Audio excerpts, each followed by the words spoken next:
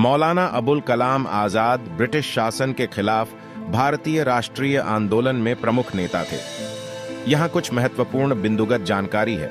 शुरुआती जीवन मौलाना आजाद का जन्म 11 नवंबर 1888 को मक्का में, अब सऊदी अरब में हुआ था। उनका परिवार जवानी में कलकत्ता, भारत आया था।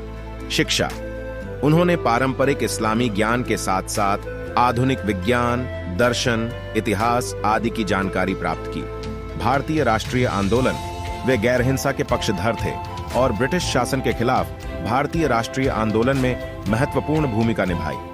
मौलाना आजाद ने भारतीय राष्ट्रीय कांग्रेस (INC) में शामिल होकर ब्रिटिश साम्राज्यवाद के खिलाफ आंदोलन में मदद की। विभाजन के खिलाफ आजाद कुछ ही नेताओं में से एक थे जिन्होंने 1947 में भारत के विभाजन के खिलाफ आवाज उठाई। उन्होंने हिंदू मुस्लिम एकता की प्रतिष्ठा की और एक एकत्रित भारत में विश्वास किया।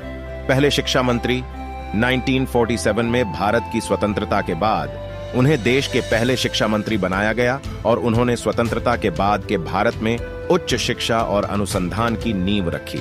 साहित्यिक योगदान, उन्होंने किताबों और कविताओं के माध्यम से भी अपनी पहचान बनाई। उनकी आत्मकथा इंडिया विंस फ्रीडम भारत के स्वतंत्रता संग्राम को उनकी दृष्टिकोण से विस्तार से दर्शाती है।